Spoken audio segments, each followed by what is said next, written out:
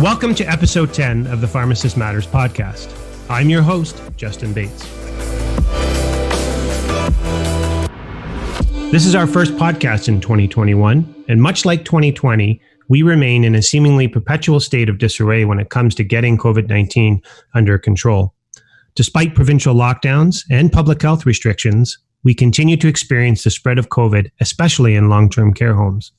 There is no question that we need more molecular-based PCR testing and rapid antigen testing to complement a successful vaccination program that has seen its early challenges with supply and operations.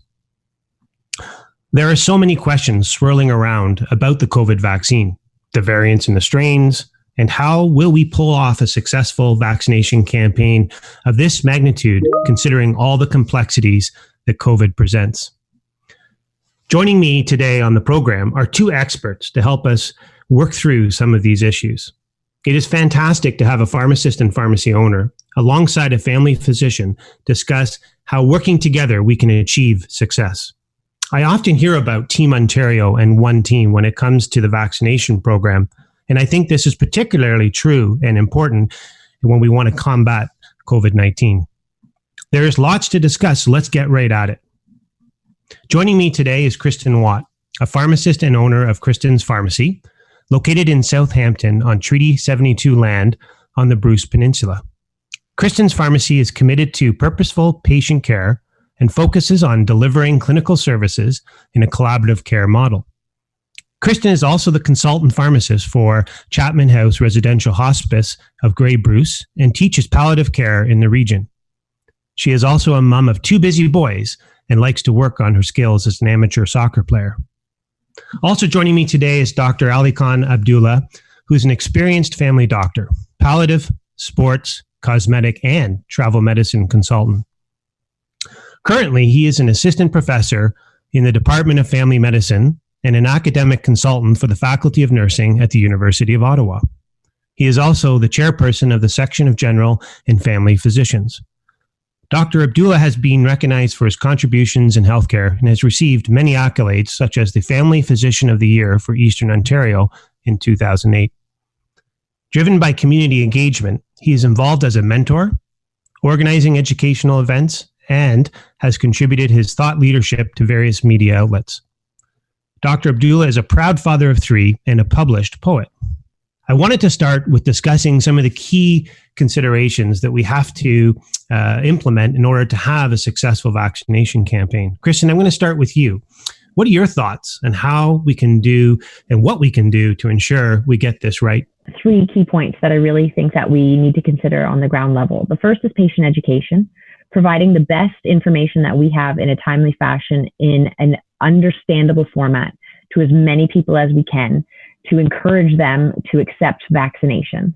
It's going to be really important for everybody on the ground to understand how to communicate and what to communicate to our patients. Second is patient mobility. We need to understand that we have a very big province and we need to be able to get to the vaccine to as many people as possible or as many people as possible to the vaccine. And there's going to be some challenges, especially in our rural and remote areas. And last, I think a really important part of what's coming is a vaccine registry.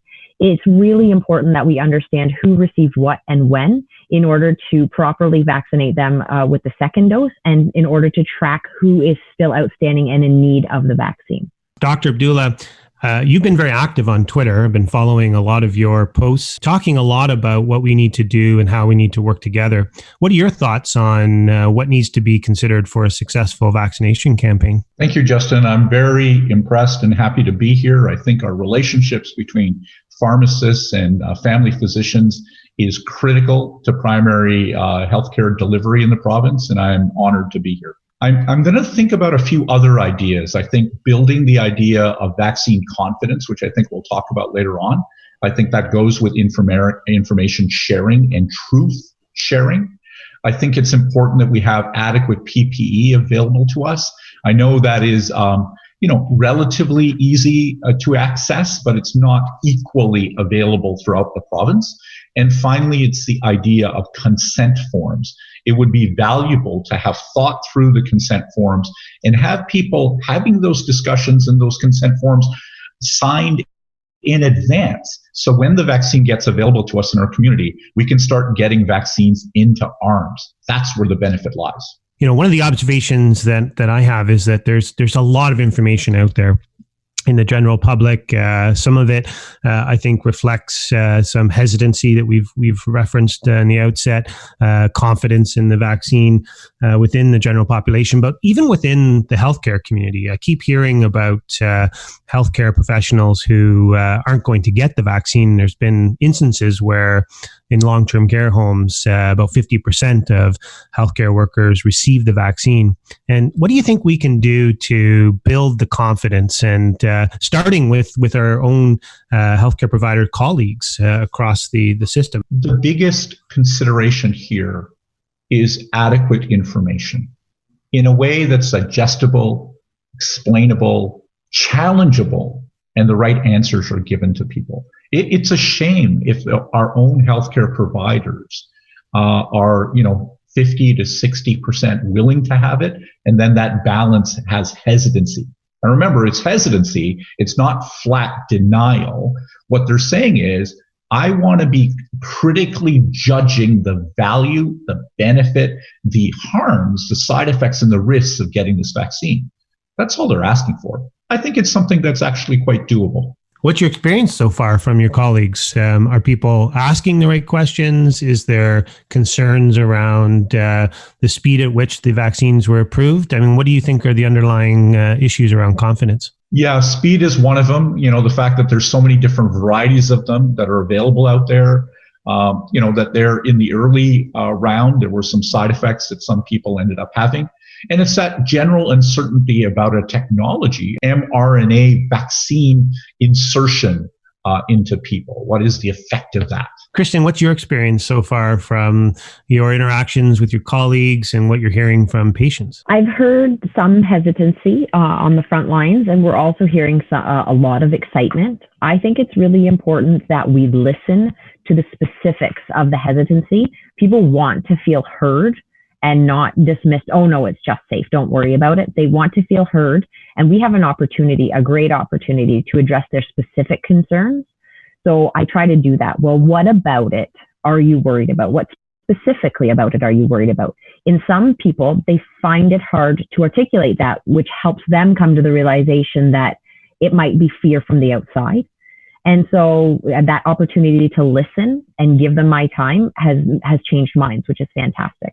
I think another thing that will prove really successful in small rural communities especially is seeing those people that you do trust, your pharmacist or your family physician, get the vaccine. I plan to do so publicly.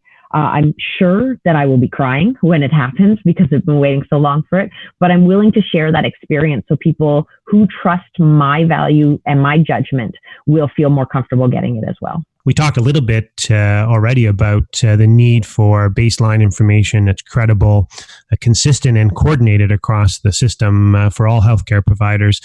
We've seen a disturbing trend well before COVID-19 of anti-vaxxers. We're starting to see that spill over to anti-maskers, protests around anti-lockdowns and the lack of confidence in some of the science behind it. And I think it's really important, given some of the misinformation out there about vaccines in general, and particularly the COVID vaccine, to educate everyone about the science behind it. What is an mRNA vaccine and how does it differ from a traditional vaccine? Historically, what we did is we injected a small amount of a particular infectious agent into animals, and we would get a response back, and then we would give people immunoglobulin. That would be a response to. And then as we became a bit more sophisticated, we gave little pieces of DNA material or RNA material that we would let a virus transport to someone else, and then the body would react to that little bit of information. This one is really quite different. We're actually getting a very tiny little bit of information, messenger RNA information, like a Post-it note, that has the information in a coating of fat that tells the body, what does that bit of Post-it or information genetic material look like? And it makes the body aware of that. And then you are prepared when you see a virus that has that spike protein available on how to manage it. that little bit of genetic material is not incorporated into our own DNA material. It just gives our antibodies an opportunity, our immune system an opportunity of how to fight it. Right now, we have 2 Health Canada approved vaccines in Canada. We have the Moderna vaccine, of course, and the Pfizer-BioNTech one. But certainly there's going to be others. And I think part of the challenge may be, how do you determine, when you have perhaps 3 or more vaccines, which vaccine is most appropriate for which person? Be interesting to unpack that a little bit. Are we considering things around guidelines of people with comorbidities, health complications, and which vaccine would actually be most effective for them? Is there work that's happening in that front? Yeah, absolutely, Justin. We're being very thoughtful about what the side effect profile is, whether someone can be or have a lower or weaker immune system, whether they are more prone to having a reaction, an exaggerated reaction. I'll give you an example. The Shingrix vaccine has a little extra bit to it called an adjuvant.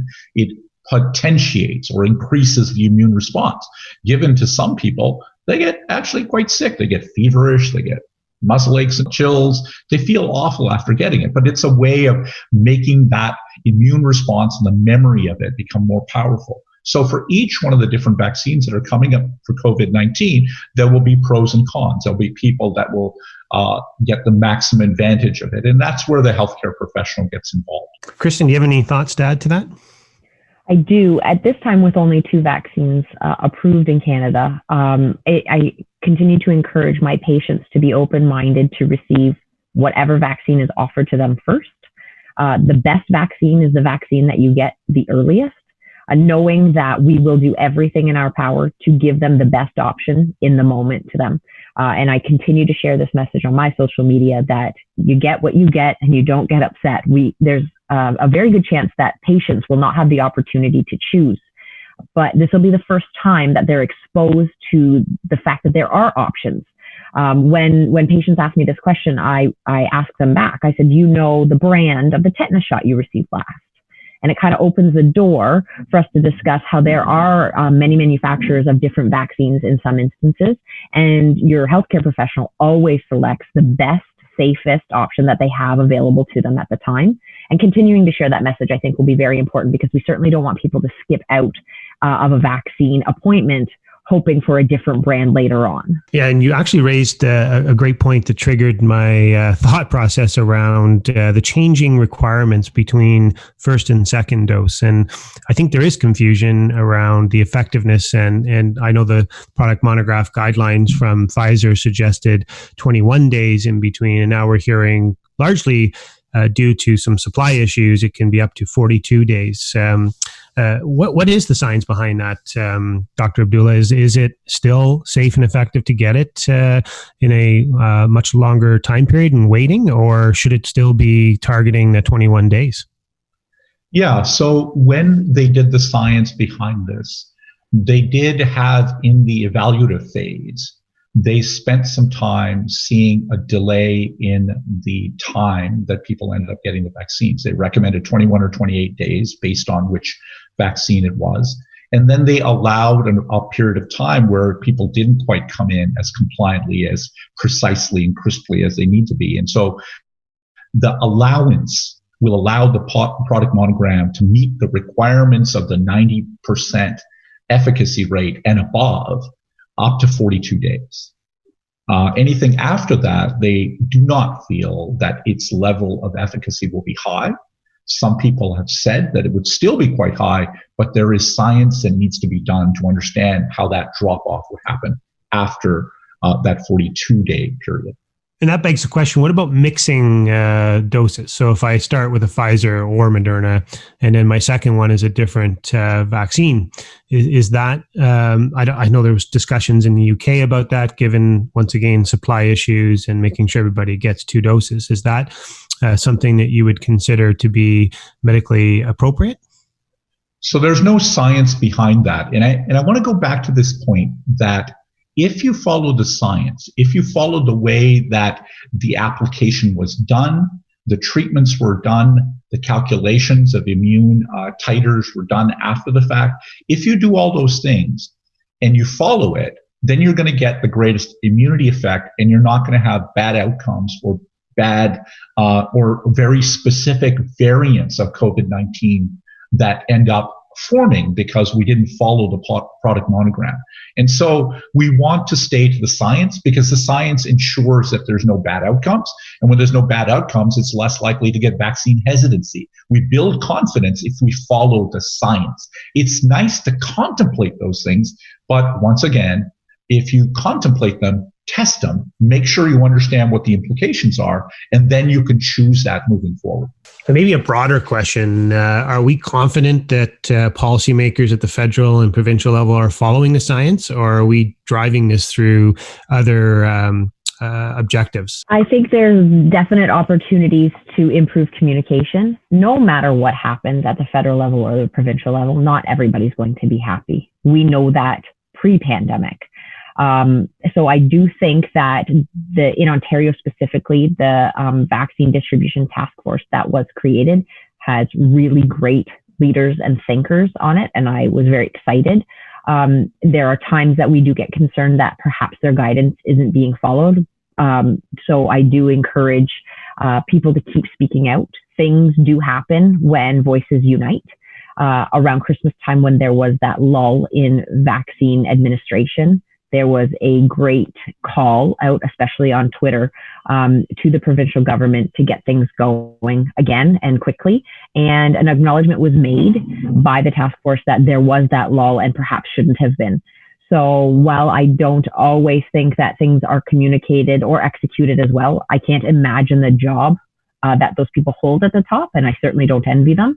And I do appreciate when they do listen to the voices on the ground when we do speak in unison for the things that we need. It's a nice segue into some of the complexities within the supply chain, the logistics, and just how challenging this is to pull off successfully when you think about the ordering happening at a federal level and then through the formula down to the per capita amounts that the provinces get. And then how do you operationalize that, given some of the complexities of the Pfizer vaccine in particular, with storage parameters, cold chain requirements, and so forth. I'm wondering, how do we do this? I mean, how do we continue to ensure that if you want a vaccine, you get a vaccine? Given that complex logistical challenge, what are some of your early insights into what we can do to make sure that we're a solution, that we help government and stakeholders roll this out successfully? I had an extensive conversation with a friend who is on a regional vaccine task force last evening. I'm also on a regional vaccine distribution task force. And what if I was in charge? If I could make suggestions, this is what I would suggest: that the vaccines arrive through the federal channel. They are distributed to the closest cold chain freezers in Toronto. Regional representatives pick up the vaccines and bring them to their region. I think that with the census data and the voting rules that we have, we could send information out to each and every person in an area and book them an appointment either at a physician clinic, a mass vaccination clinic, or at a pharmacy for a particular date. You get it in the mail the same as you get your voter registration card. You know what date you have to be there, and it's all tracked. And you also know when you leave from that vaccine, 21 or 28 days later, you are to arrive again for the second shot. I really think that we need to be going to the people and not having the people come to us for the vaccines. We need to tell people when their vaccine doses are scheduled. I think we'll capture more people that way. Not that people are hesitant, but people are busy and people are complacent at times. And if we ask them to come on a certain date and time, I think we'll have great success. And we won't have situations where mass vaccination clinics could potentially be overwhelmed due to response, or people who really want the vaccine might try to come ahead of time. I don't blame them. I want it as soon as possible too. So if we gave as much information, booked these appointments ahead of time, used every vaccinator available in a community through public health, family physicians, and pharmacies, we would be able to hit as many people as possible. Great points. Dr. Abdulla, what are your thoughts on a successful rollout? How do we pull this off? Well, first I want to make my nomination for Kristen Watt to be in charge of everything, because I loved her ideas. And secondly, I'm just going to add some things that may help make the rollout a little bit smoother. I like the idea of all vaccinators. And so I think there are many more outside of our communities, RNs and nurse practitioners. We may even want to think about, chiropractors and other regulated healthcare professionals as well to help us, massage therapists.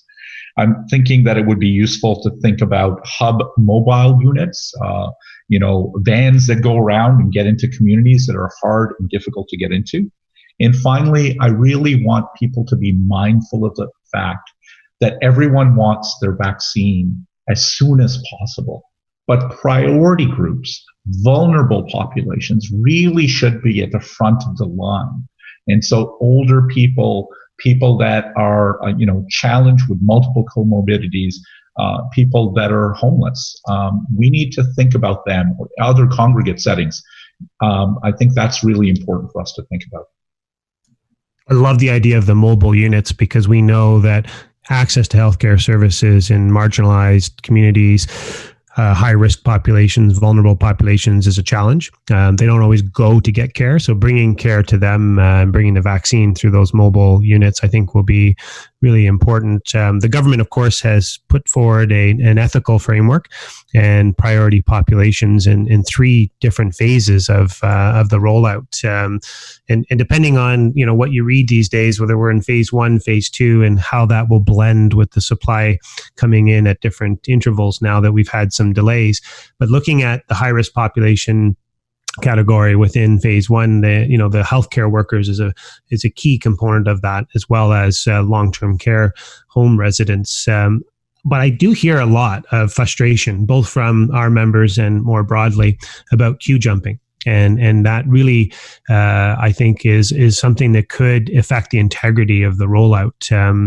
It's on a daily basis. I get emails from pharmacists who say, I'm putting a lot of risk on the front lines, and then I hear about my sister or my friend who's working from home in the basement but knew somebody, or at the back office of a hospital when we have emergency room physicians and healthcare workers in ICU dealing with COVID patients that still haven't been vaccinated.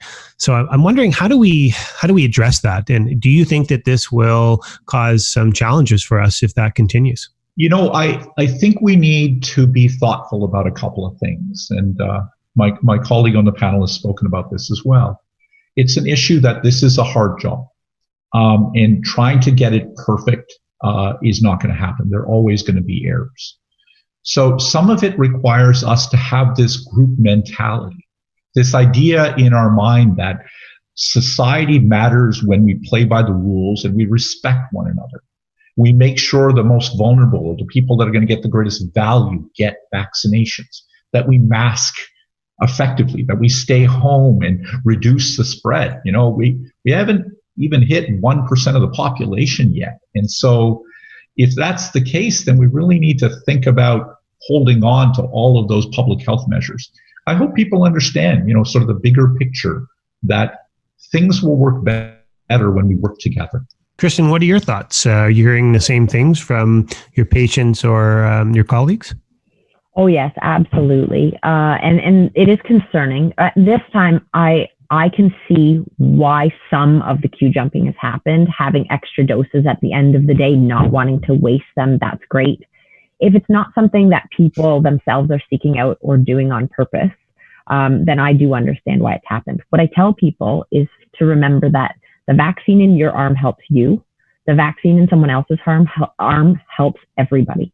And that's key. It's so important that we vaccinate as many people as we can. And while we need to focus on the priority groups, any vaccine will help slow the spread of COVID-19. And that's really important. So we really need to get as many vaccinated as possible. I do hope that we do better at focusing, especially on our long-term care population. We've had enough vaccine in the province to vaccinate them, and they are not fully vaccinated yet. So my hope is that becomes the priority if it's not already. But remembering that no matter who we vaccinate, it will help everybody. Well, you raised the issue of the long-term care homes, and certainly it's a tragedy that's unfolding as we speak. I live not that far from Roberta Place, where the Red Cross has stepped in Aurelia Hospital to take over because they were commingling the COVID patients with non-COVID patients, and it just became a disaster. And we're not able to roll out the vaccine quick enough. So what can be done to target those populations quicker? And I particularly think about it now that we may have a more aggressive strain, the UK strain, or however we end up labeling this, because this seems to be spreading faster and being perhaps even more deadly. And on that front, so it's sort of a two-part question for both of you. The first part is, what can we do to get that vaccine in arms quicker? And how do we enable family physicians, nurse practitioners, and pharmacists to be part of it now?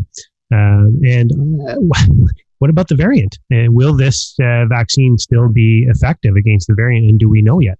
Thanks. The variant's out in the community. It's out in long-term care centers. It's just as simple as that. And it's in multiple countries all over the world, and it'll be all over Canada. There are places that we have incredible connections to community. So Toronto East General, Michael Garon area, they've vaccinated all the long-term care centers, and they're on to retirement homes. They've done a great job. Collingwood is another stellar place for that. Guelph is doing a great job. So I guess what I'm saying is that there are places where the community, where pharmacists, nurse practitioners, family doctors have a community of practice, that they work well together. And so the success of being able to move forward in that is to allow places that have their own networks to just get the job, give them the vaccine, let them do the job. Other places, you need more centralized control. Maybe you need the military to come in there and do the vaccination clinics. Maybe you need the hospital to step in and do that stuff. Maybe there's a family health organization, a group of doctors, or a particularly well-known pharmacy that everyone goes to and visits in a community, and they should be the central hub of getting that out into the long-term care centers. There is a different solution for different areas, but it just requires people to cede some of the power away from themselves and allow people to step up, and they will. Kristen, what are your thoughts on that? And what do you see as some of the challenges from an operational standpoint once community phase 3 becomes a reality? I think it's important that we need to remember that although COVID is new to us, vaccinating population is not, and we don't need to reinvent the wheel. Nursing homes vaccinate their entire population every year for influenza, and most of their staff. Pharmacies and community health clinics, physicians, and public health vaccinate a great deal, many of Ontarians every year for influenza. We have the ability and the history in place. We can do it. Simply at this point, we need the vaccine to do it. What I see from a logistical challenge when we do get vaccine in community pharmacy will be scheduling our patients, some way of documenting that they received it, the vaccine, so that it's a public registry would be my dream. And then ensuring that the patients return in that timely fashion. So all of that scheduling piece to get the people in the doors is really key. Ahead of flu shot season last year, I had planned to do drive-up clinics, and we had everything ready. We had timers for the tops of cars, so we would know when cars could drive away. We had clipboards that were plastic that we could sanitize between patient use. I had an entire army of volunteers ready to go. We were set. I have syringes piled in my office. We were set to go. We did not get the flu supply that I needed at the time that it was planned. Eventually, everybody who did need the flu shot got it from our pharmacy, but we weren't able to go ahead with the drive-up clinic. I think those types of logistics that have been put in place previously for administering the flu shot, especially in rural and remote areas, can be redeployed for this COVID time with great success. How do we get the frontline healthcare providers in the community vaccinated as quickly as possible? And there's talk about this being part of phase 1, and I see it in the the distribution rollout plan from the province that all healthcare workers are supposed to be vaccinated by March. When I look at the calendar and the supply and where we're at, I wonder if that is feasible. But I think it's really important that in parallel to priority populations, high risk, and so forth, that we also get all healthcare providers vaccinated, because they're putting themselves at risk every day in serving their communities and patients. Yeah, I like the fact that you brought up that tension, right? We have a limited supply. There's a delay in the distribution coming to us. They say that all the vaccine that we've ordered will get to us, but when and how fast is becoming the issue. The question that you really have is the idea of how do we make sure that we get all the vulnerable population, particularly long-term care where most of the deaths are happening, and then also make sure that all the vaccinators get vaccinated. And, the answer to that is whatever works. You just heard from my colleague, Kristen, on the panel that, different communities do different things. And so in Ottawa, there is a large hospital presence. So a lot of people in the community can go to the hospital and get done. They shouldn't have to be hospital employees. They just need to be a healthcare provider or a potential vaccinator. So that's one way, drive-throughs, vaccination clinics. Maybe there'll be, once again, another clinic that most people are connected to, or a pharmacy that most people are connected to, or a CHC. We'll do whatever it takes to get it going, but let's do it. And let's focus on another thing that was said. There's not enough supply. We just need to keep pounding and calling up and saying, let's get the supply, because that's the only way we can move forward.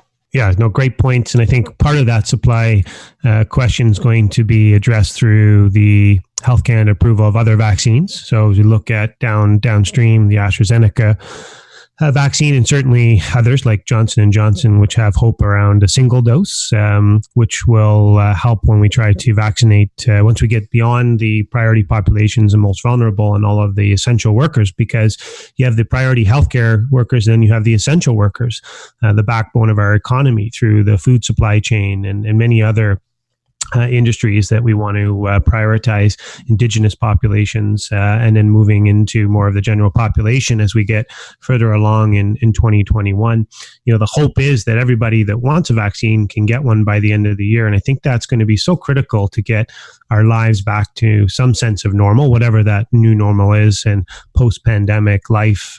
So part of the challenge here is, yes, there's absolutely tragic things happening with deaths and challenges on the rollout of the vaccine, testing and all of that. But the other implications that we hear a lot about, in terms of mental health, lack of screening, people going to get screening for cancer and other chronic and serious illnesses, what kind of toll is that going to take in the medium to long term on our healthcare system? Is yet to be known, but I think there's going to be significant burden as we emerge from this once we solve some of the supply and logistical challenges. And I think that's going to be the one of the legacies of this. And I think we're already seeing it, and just some of the really heart-wrenching things of seeing healthcare workers commit suicide, and the stress that healthcare providers are under in all different care settings. I mean, it's just tremendous, the burden that's on us. I wanted to give you both an opportunity to just talk a little bit from a personal standpoint of how difficult this is, and what you're hearing from colleagues, and how we can help support, on top of everything we've talked about today, healthcare providers. It's a great question, and it's a really important thing that needs to be discussed. And mental health isn't going to come for those of us who are on the front lines and dealing with this through webinars or more time spent staring at screens, or more time demands on us. 9 months ago, people would take to the streets every night and bang on pots to thank healthcare workers. And now, more than ever, we see, especially on social media, the deniers, the refusals, the stories about frontline workers who have to insist that people wear masks, and how poorly they're treated.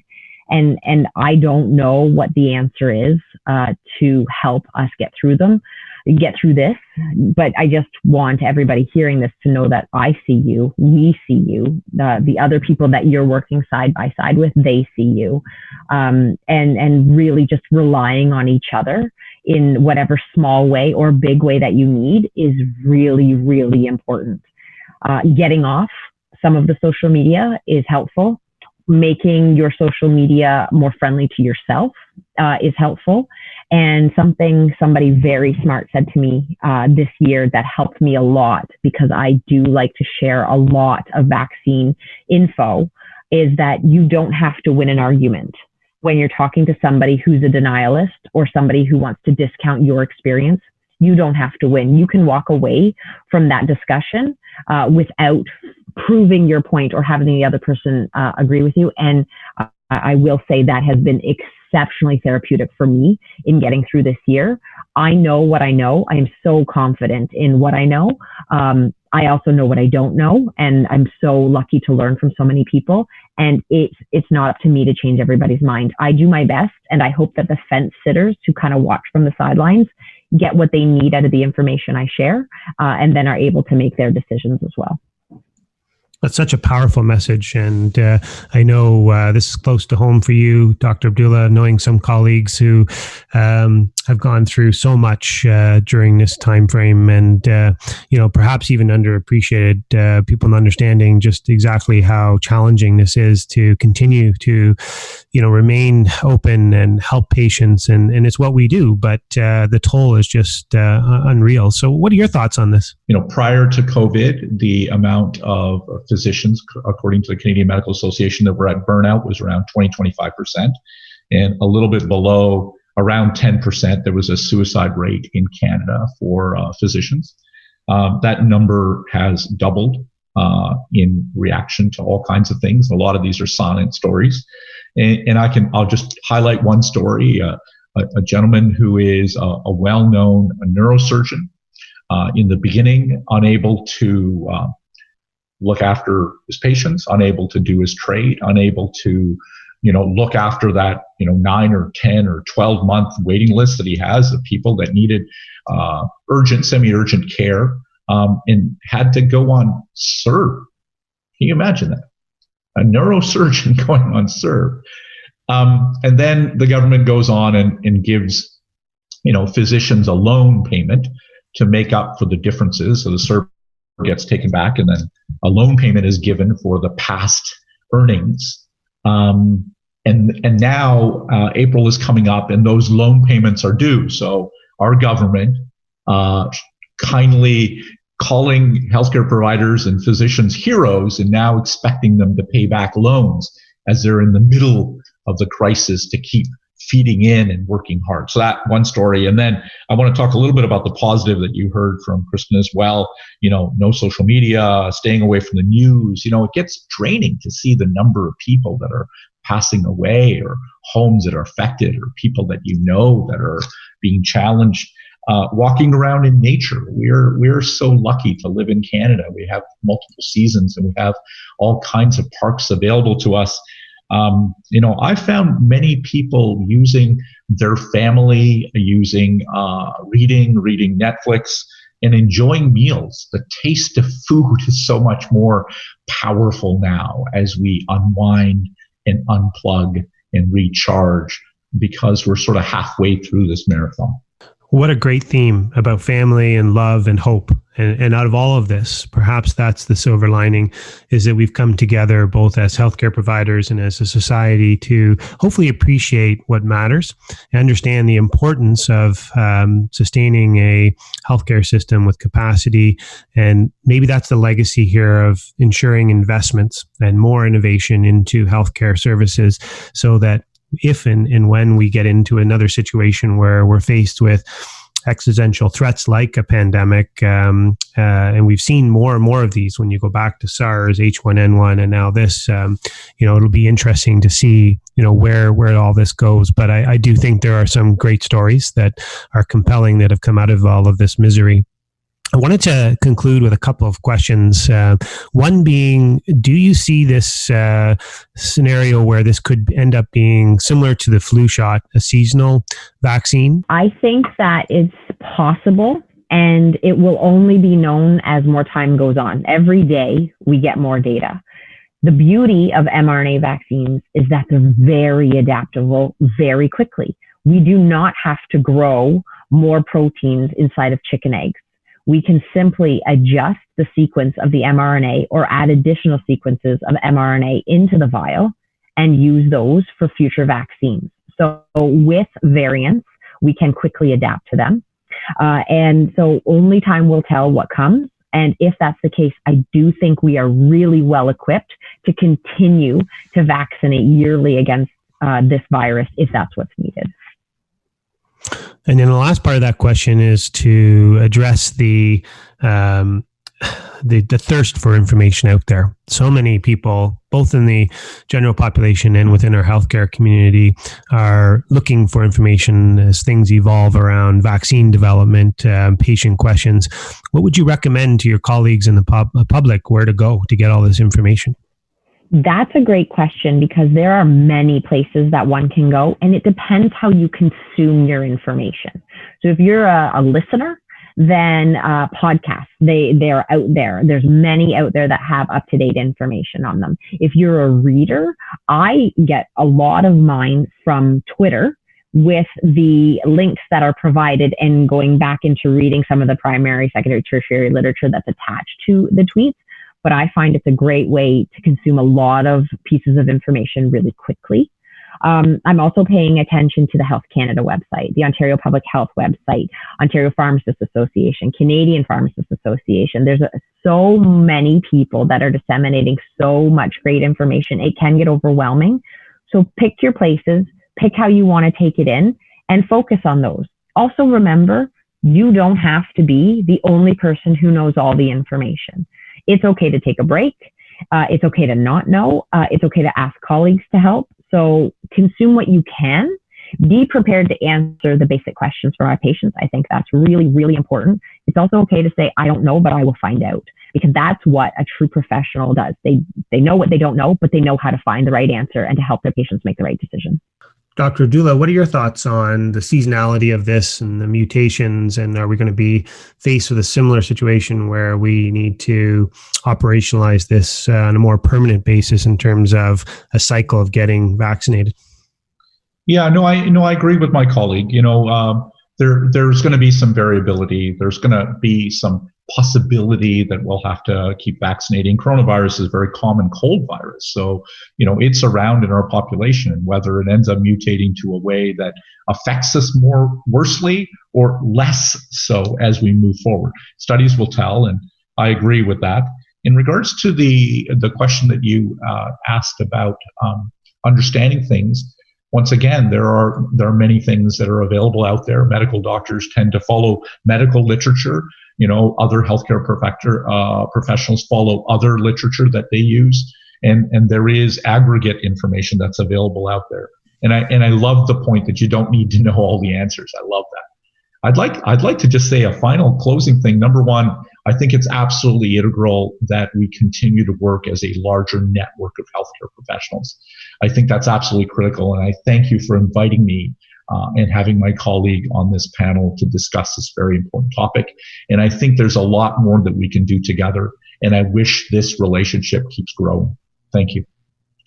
Well, those are great words to conclude our 10th podcast on. And I want to thank both of you for sharing your insights and also for being frontline healthcare professionals and all the work that you do. I can't bang a pot right now, but if I could, I would. And I think this is an important conversation to both of your points that we need to continue. We need to continue to educate both our colleagues and the broader population about the safety and efficacy of the vaccine and the importance of getting vaccinated for a host of vaccinations, including COVID-19.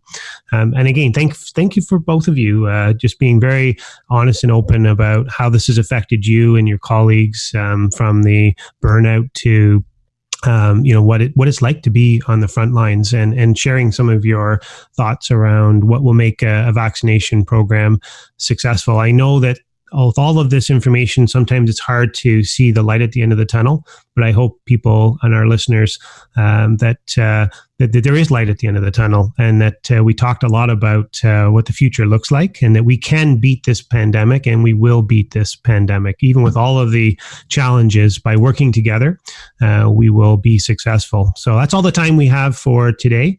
But I just want to remind our listeners not to forget to subscribe to our podcast. And certainly, until next time, be safe and be healthy.